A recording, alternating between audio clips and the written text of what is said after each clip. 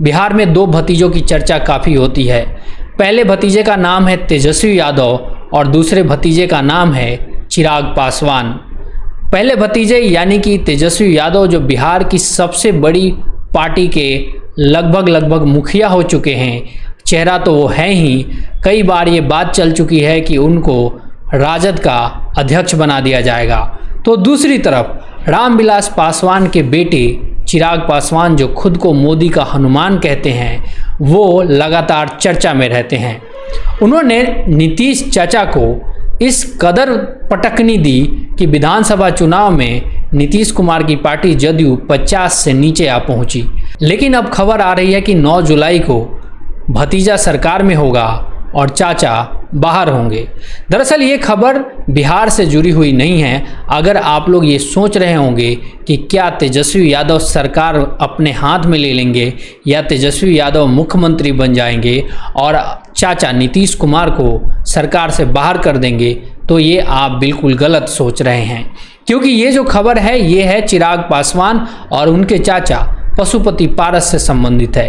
क्योंकि चिराग पासवान लगातार ये कहते आए हैं कि उनकी पार्टी ही असली लोजपा है और भाजपा को 2024 के चुनाव के लिए असली लोजपा के जनाधार वाले नेता की ज़रूरत है।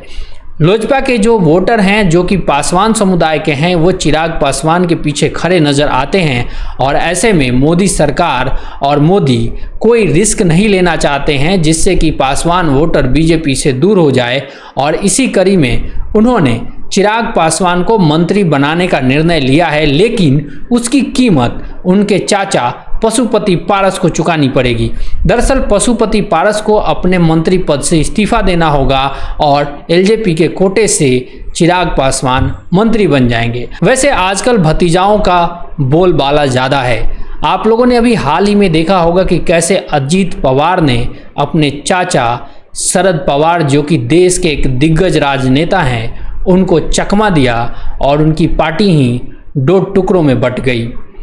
अजीत पवार ने अपने चाचा को गच्चा देते हुए बीजेपी की सरकार और शिवसेना की जो सरकार है उसमें उप मुख्यमंत्री बन बैठे।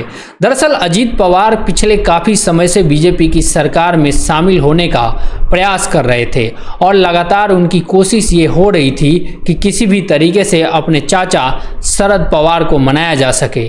लेकिन जब शरद पवार ने अपनी बेटी सुप्रिया सुले को आगे बढ़ाने का फैसला किया, तब अजीत पवार अपने प्लान पे आगे बढ़ गए और उन्होंने एनसीपी पार्टी को 2 टुकड़ों में बांट दिया।